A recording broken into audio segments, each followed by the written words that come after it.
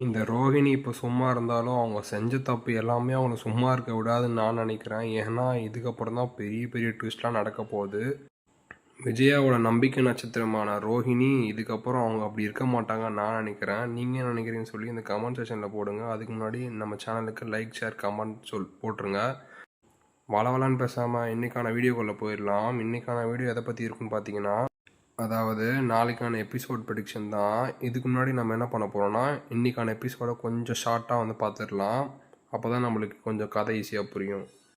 போன எபிசோட் வீட்டிலேருந்து அந்த எபிசோட் ஸ்டார்ட் பண்ணுறாங்க. என்னன்னா விஜயாவை தான் காட்டுறாங்க. விஜயா வீட்டில் இருக்கா மாதிரி அவங்க என்ன பேசிக்கிட்டு இருக்காங்கன்னா, இந்த மாதிரி அந்த பூ கட்டுறவங்க வீட்டிலேருந்து யாரும் இந்த வீட்டுக்கு வரக்கூடாது அப்படின்ற மாதிரி ரூல் போடும்போது எல்லாருமே அதை வந்து என்ன சொல்கிறாங்கன்னா, யாருமே அதுக்கு ஆமோதிக்கலை, எஸ் சொல்லலை. என்ன சொல்கிறாங்கன்னா, இந்த மாதிரிலாம் பண்ணக்கூடாது விஜயா, அது ரொம்ப தப்புன்னு சொல்லி அண்ணாமலை சொல்கிறாரு.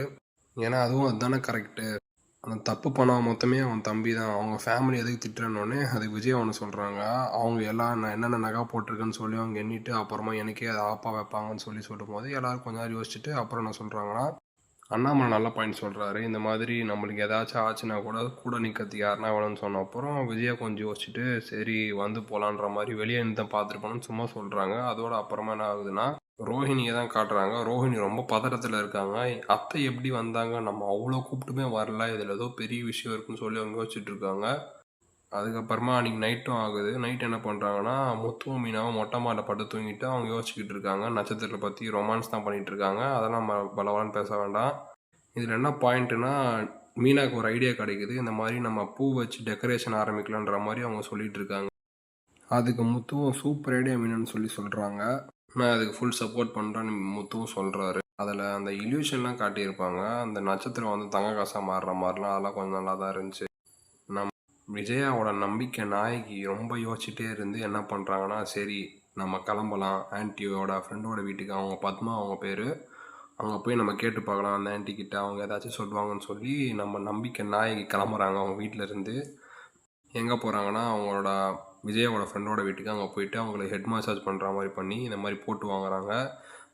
எப்படியும் எனக்கு தெரியுமே, எப்படி எங்கள் அத்தை வாபஸ் வாங்கலாம்னு சொல்லி கேட்கும்போது அதுக்கு அவங்க உளறிடுறாங்க. அதான் 2 லட்சம் வாங்கினாலே லாயர்கிட்டன்னு கேட்டப்போ கொஞ்சம் யோசிக்கிறாங்க, பயந்துடுறாங்க. ஐயோ நம்ம சொல்லிட்டோம் உளறிட்டோமோன்னு சொல்லும்போது, ஆன்ட்டி பரவாயில்ல ஆன்ட்டி, நாங்கள் பொண்ணு மாதிரி தானே, நீ என்கிட்ட எதுவாக இருந்தாலும் சொல்லலாம்னு சொல்லும்போது, சரி நான் சொல்கிறேன் யார்கிட்டையும் சொல்லாதம்மா அப்படின்னு சொல்லிட்டு அவங்க சொல்கிறாங்க. இந்த மாதிரி லாயர் வந்தார், முத்து வச்ச லாயர், அவர் வந்து காசு கொடுத்தாரு, அந்த காசுக்கு தான் இவங்க இந்த மாதிரி பண்ணிட்டாங்க, அந்த கேஸை வாபஸ் வாங்கிட்டாங்கன்னு சொல்லும் போது அவங்க நம்பிக்கை வரல.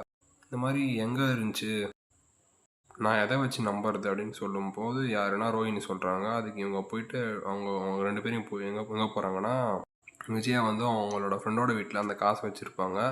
அங்கே போயிட்டு அந்த பத்மான்ற ஃப்ரெண்டு காட்டுறாங்க. இந்த மாதிரி இங்கே பாருங்கள், இந்த மாதிரி உங்கள் அத்தை தான் இந்த காசு கொடுத்தாங்க அப்படின்னு சொன்னப்போ ரோஹிணிக்கு ஒரே ஷாக்கு. இவங்கன்னா இப்படி காசுக்கு என்னோட மோசமாக அலையிறாங்கன்னு சொல்லி மனசுக்குள்ள நினச்சிக்கிறாங்க. அப்படியே அங்கே சீன் கட் பண்ணுறாங்க. அப்புறமா நம்ம மீனா வந்து அன்றைக்கி நைட் பேசியிருப்பாங்க. அதுக்கு மறுநாள் வந்து பார்த்திங்கன்னா சின்ன மாடல் மாதிரி செஞ்சுருப்பாங்க. அந்த மாடல் கூட சூப்பராக இருந்துச்சு பார்க்க. 2 மாடல் செஞ்சுருப்பாங்க.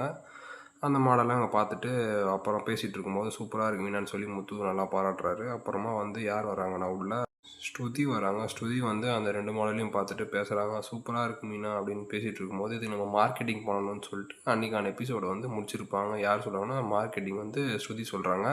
அதோட அந்த சீனை கட் பண்ணுறாங்க. இதுக்கப்புறம் வந்து பார்த்திங்கன்னா என்னோடய ப்ரெடிக்ஷன் வீடியோ தான்.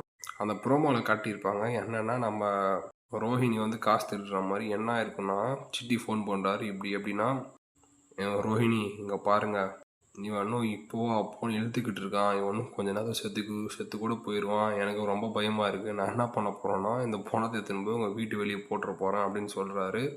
ஆனால் நம்மளுக்கு தெரியும், இந்த பிஏவும் அந்த சிட்டியும் 2 பேரும் சேர்ந்து தான் இந்த மாதிரி ஃபோர்ஜரி வேலை பண்ணுறாங்க நம்ம ரோஹிணி கிட்ட இருந்து காசு கறக்கிறதுக்கு.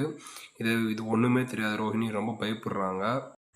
என்கிட்ட மொத்தமாக ஒரு 2 ப்ரெடிக்ஷன் இருக்குது. அதில் ஃபஸ்ட் ப்ரெடிக்ஷன் என்ன பண்ணுவாங்கன்னா, ரோஹிணி இதில் வந்து நான் சொல்கிறேன், இப்போ தான் அவங்க மசாஜ் பண்ணிட்டு போனாங்க. அந்த வெளியே வர பேர் நம்ம இவர் கால் பண்ண உடனே யாருன்னா சிட்டி கால் பண்ண உடனே அவங்க வீட்டுக்குள்ள நைஸாக போகிறாங்க. அப்படியே மெதுவாக போயிட்டு அவங்க எங்கே போயிருக்காங்கன்னா, அவங்க மேலே போய் தூங்க போயிட்டுருப்பாங்க. யாருன்னா அந்த பத்மா கேரக்டரு.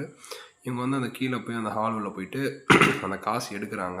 அந்த சாவியும் சைடில் தான் வச்சுருப்பாங்க. அதை ரோஹிணி பார்த்துருப்பாங்க. அந்த சாவி வச்சு அந்த இதுவை வந்து எடுத்துடுறாங்க, அந்த காசு 2 லட்சத்தை. இதுதான் நான் ஆரம்பத்திலே சொன்னேன், நம்ம நம்பிக்கை நாயகி இனிமேல் நம்பிக்கை நாயகியாக இருக்க மாட்டாங்க விஜயாக்குன்னு நான் போய் சொல்லியிருப்பேன். அந்த காசு எடுத்துகிட்டு சிட்டிக்கிட்ட போயிட்டு சிட்டிக்கிட்ட அந்த காசை கொடுப்பாங்க. இது என்னோடய ப்ரெடிக்ஷன். இந்த 2வது ப்ரெடிக்ஷன் தான் நடக்க ரொம்ப சான்ஸ் ஜாஸ்தியாக இருக்குது. என்னென்னா இது வரைக்கும் யாருமே சொல்லலை. இது நடக்க ரொம்ப வாய்ப்பு இருக்குது. ஏன்னா இவங்க இந்த மாதிரி யோசிப்பாங்க. எப்படின்னா, எப்பா இந்த லாயர் ரொம்ப பெரிய ஆளாக தான் இருப்பான்னு நான் நினைக்கிறேன். எப்படின்னா ரோஹிணி யோசிக்கிறாங்க, இந்த லாயர் கேஸுக்கே வராமல், ஐ மீன் இந்த கோர்ட்டுக்கே அந்த கேஸ் வராமல் அந்த அந்த கேஸை அப்படியே முடிச்சு விட்ருப்பாரு. இவர் கொஞ்சம் பெரிய லாயர் தான் சொல்லி யோசிக்கிறாங்க. யோசிச்சுட்டு அந்த லாயர் வந்து முத்துப்பாத்து லாயர் வந்து அவங்க போலீஸ் ஸ்டேஷன் போகிறாங்க. அப்போ பழைய போலீஸ் ஸ்டேஷன் போய் அந்த கான்ஸ்டபிள் மீட் பண்ணுறாங்க. இந்த மாதிரி எனக்கு ஒரு வக்கீல் வேணும்னு சொல்லி கேட்கும்போது அதே போலீஸ் ஸ்டேஷன்லேருந்து அதே கான்ஸ்டபிள் வந்து இந்த மாதிரி கார்டு கொடுக்குறாரு. இந்த மாதிரி போய் பாருங்கள், இந்த லாயர் ஒரு நல்ல லாயர் தான், இவர் எவ்வளோ பெரிய கேஸாக இருந்தாலும் அவர் ஈஸியாக முடிச்சு விட்ருவாருன்னு சொன்ன உடனே நம்ம ரோஹிணியும் ரொம்ப எதிர்பார்த்து அங்கே போகிறாங்க.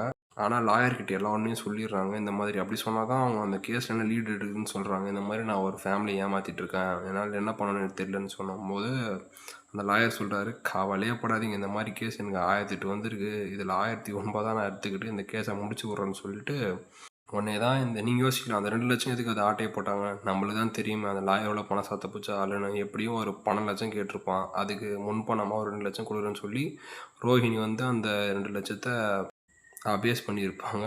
அபேஸ் பண்ணி இங்கே எடுத்துன்னு வந்து லாயர்கிட்ட கொடுத்துருப்பாங்க. அதுக்கப்புறம் நான் ஒரு 10 லட்சம் கொடுக்குறேங்க, நீங்கள் வெயிட் மட்டும் பண்ணுங்கன்னு சொல்லிவிட்டு அப்படியே அந்த சீனை கட் பண்ணுறாங்க. அதுக்கப்புறமா இந்த மார்க்கெட்டிங் பற்றி பேசியிருப்பாங்க ஸ்ருதி. நீங்கள் என்ன பண்ணுவாங்க நான் நினைக்கிறேன்னா, ஒரு வெப்சைட் மாதிரி, வெப்சைட்னா எப்படி சொல்கிறதுனா உங்களுக்கு புரிகிற மாதிரி, அமேசான், ஃப்ளிப்கார்ட்லாம் நீங்கள் நிறைய பார்த்துருப்பீங்க. அப்படி தெரியலனா இப்போ வந்து ஆன்லைனில் ஆர்டர் பண்ணி இந்த மாதிரி வந்து வீட்டுக்கு வர மாதிரி பொருட்கள் நிறையா இருக்கும். அந்த மாதிரி தான் வந்து இப்போ ஸ்ருதி சொல்லுவாங்கன்னு நினைக்கிறேன். அப்படி இல்லைனா அவங்க வந்து போஸ்டர் அந்த மாதிரி ஒட்டி அந்த மாதிரி விட பப்ளிஷ் பண்ணலாம். அப்படி பண்ணி இதை இன்னும் பெருசாக ஆக்க பார்ப்பாங்க. எனக்கு தெரிஞ்சு என்ன ஆகும்னா, இந்த மனோஜ் இருக்கிறதும் விட்டுட்டு கேவலமாக ஆயிடுவான். ஆனால் எனக்கு தெரிஞ்சு என்ன ஆகும்னா, இந்த முத்துவும் மீனாவும் ரொம்ப பெரிய இடத்துக்கு வருவாங்கன்னு நான் நினைக்கிறேன். நீங்கள் என்ன நினைக்கிறீங்கன்னு சொல்லி இந்த வீடியோக்கு மறக்காமல் கமெண்ட், லைக், ஷேர் பண்ணுங்கள். அதுக்கு முன்னாடி மறக்காமல் மக்களை சப்ஸ்கிரைப் பண்ணுறங்க.